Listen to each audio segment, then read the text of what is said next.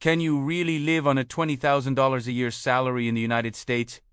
It sounds almost impossible, right? Especially when you hear about inflation, rising rents, and the general cost of everything going up.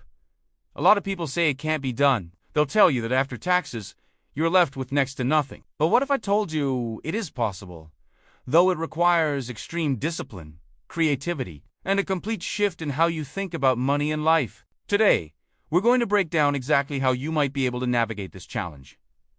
This isn't about thriving in luxury. It's about survival, strategy, and finding a different kind of wealth. So, let's get into the numbers and the mindset you'll need. First, let's talk about the elephant in the room.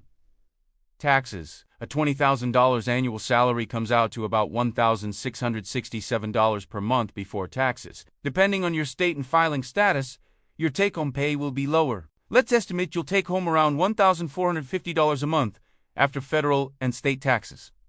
That's our starting point. Every single dollar from this point forward has to have a specific job. There's zero room for waste. This means creating a detailed, zero-based budget where your income minus your expenses equals zero. You have to know where every penny is going before you even get your paycheck.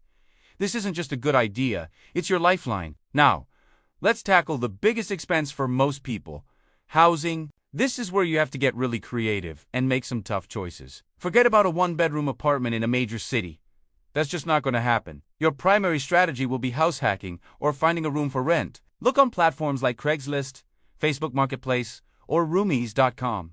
You're searching for a room in a shared house or apartment. In many parts of the country, you can find a room for $400 to $600 a month, especially if you look outside major metro areas. This price often includes utilities like water, electricity, and internet, which is a huge bonus. If you can find a place with included utilities for under $500, you've hit the jackpot. This is the single most important financial decision you will make. Your housing cost absolutely cannot exceed about 30 to 35% of your take-home pay.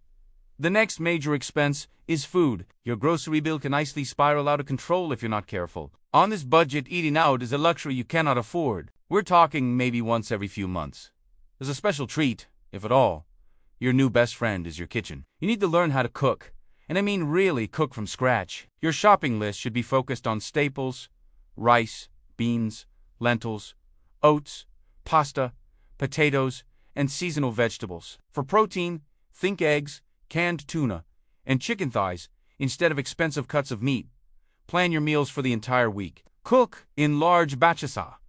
Big pot of chili or soup can last you for several days. Never go grocery shopping without a list, and stick to it. Avoid brand names and always buy the store brand. Use coupons, look for sales, and consider discount grocery stores like Aldi or Lidl if you have them nearby. A realistic food budget to aim for is around $200 a month. It's tight, but with discipline, it's achievable.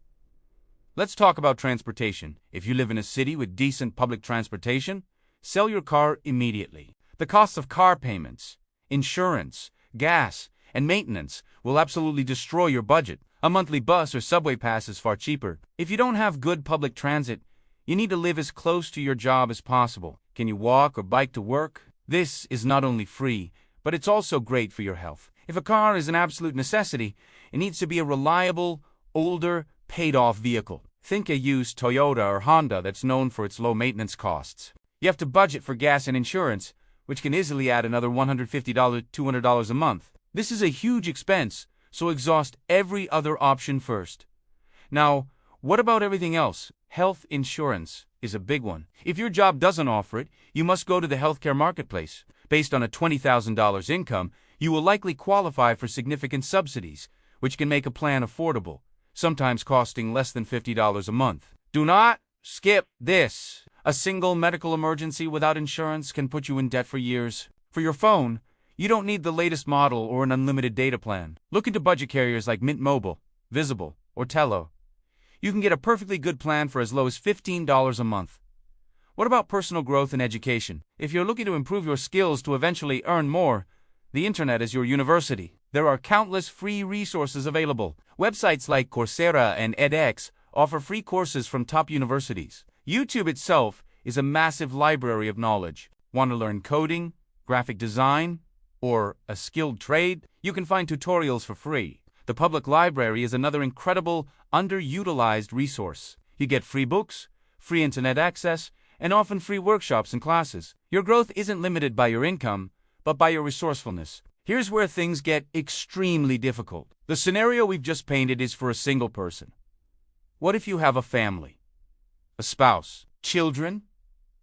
Honestly, supporting a family on a single $20,000 income is a monumental challenge, bordering on impossible in most of the US if your spouse is not working. The first priority would be for them to find some form of income, even if it's part-time.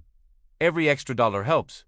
With children, your expenses multiply. You'll need a larger living space, more food, clothing, and healthcare. You would need to rely heavily on government assistance programs. This includes WIC for nutritional support for pregnant women and young children, SNAP for food assistance, and CHIP for children's health insurance. There is no shame in using these programs. They exist to be a safety net. Your housing situation would also need to be reevaluated, perhaps looking into subsidized housing programs.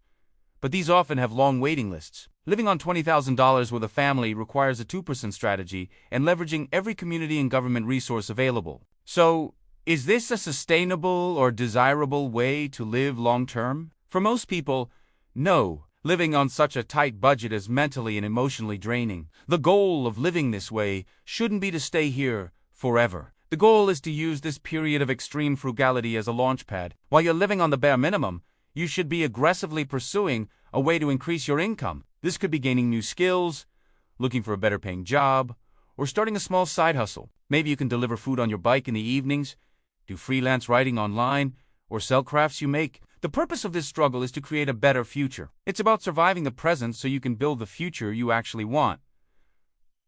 This lifestyle is a tool, not a destination. In summary, living on $20,000 a year is an exercise in extreme financial discipline. It means getting a roommate, cooking all your meals, ditching your car if possible, and using every free resource at your disposal. It's about making hard choices every single day, but it can be a powerful lesson in what you truly need versus what you want. It can force you to become incredibly resourceful and resilient. If you're in this situation, remember that it doesn't have to be permanent. Use this time to build skills, look for opportunities, and plan your next move. It's tough, but your future self will thank you for the sacrifices you make today. Thank you so much for watching. If you found this helpful or have your own tips for living on a tight budget, please share them in the comments below. Let's help each other out. And do you want to forget to like this video and subscribe for more content on personal finance and intentional living. See you in the next one.